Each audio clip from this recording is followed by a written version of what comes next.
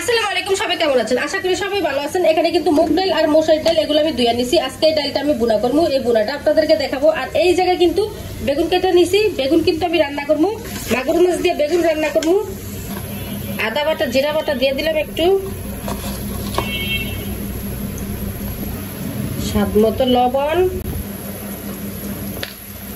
এখানে আমি কাঁচামরিচ দিছি, মরিচের গুঁড়োটা কিন্তু অল্পই দিব, কারণ কাঁচামরিচ দিছি কিন্তু এখানে। এখন মশলাটা ভালোভাবে কষিয়ে নিব। দুইটা ডাল একসাথে গুঁড়া করলে কিন্তু খুবই মজার হয়, খুবই মজার। মশলাটা কিন্তু কষানো হয়ে গেছে। আর এইখানে প্রথমত আমি কিন্তু পেঁয়াজ কুচি রসুন কুচিও সাথে দিছি, রসুন কুচি পেঁয়াজ কুচি দুটোটাই তেলে কিন্তু ভাজা ভাজা করে দিছি। এখন ডালটা ভালোভাবে কষাইতে দেবো। আর মশলা দিছি অল্প পরিমাণে আদা বাটা, অল্প পরিমাণে রসুন বাটা আর অল্প পরিমাণে জিরা বাটা, সবই কিন্তু অল্প অল্প মিশিয়ে নিই। তাহলে কিন্তু গ্রানটা সুন্দর আসে। মনে হয় যে ওই যে মেজানি বাড়িতে যেরকম ডাল রান্না করে না, ওরকম কিন্তু অনেকটা গ্রান আসে।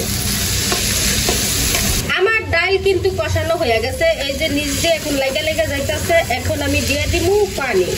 ততক্ষণই কষাইবেন যতক্ষণ নিচ দিয়ে লেগে লেগে না যায়, মানে মোটামুটি যেন একটু ভাজা ভাজা হয়। দিয়ে দিলাম পানি। এখন একটু লাড়াচাড়া দিয়ে ভালোভাবে মিশিয়ে দেই। এই যে কুসুমে লাগে আছে, এবার হোক। এই দিক দিয়ে ডাইলের ঝোল কিন্তু আমার একবারে কমে গেছে। এখন কিন্তু আমি চুলাটা একবারই কমিয়ে দিচ্ছি। যখন দেখবেন আপনারা যে ডাইলের ঝোলটা অনেকটা কমে গেছে গিয়া, কিন্তু ডালটা ভালোভাবে সিদ্ধ হয় না এখনো, তাইলে কিন্তু চুলাটা কমিয়ে দিবেন, মানে ঝোল কমে যাওয়ার পরে। আর বেগুনের তরকারি বসিয়া দিচ্ছি, এই দিক দিয়ে বেগুনের তরকারি বসিয়ে দিচ্ছি।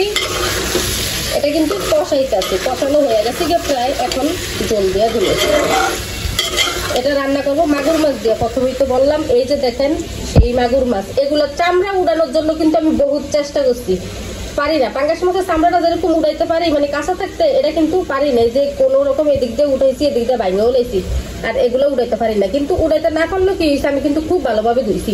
মানে মাগুর মাছের উপরে দেখবেন একটা পিছলা পিছলা ভাব থাকে, ওই পিছলা পিছলা ভাবটা কিন্তু আমি একবারে ভালোভাবে ডইলা জামা দিয়ে ডইলা উড়িয়ে নিছি। মানে খসখসা জামা আছে না, ওরকম জামা দিয়ে আর কি ডুবছি। আর চামড়া গুলো উড়াইতে পারি না, তার জন্য আমি ব্যর্থ। মাছ বাজার পরও কিন্তু চামড়া উড়ানোর জন্য চেষ্টা করছি, তখনও দেখি যে উড়ে না, মানে মাছ দেখা মেঘা যায়, উঠতে চায় না সহজে।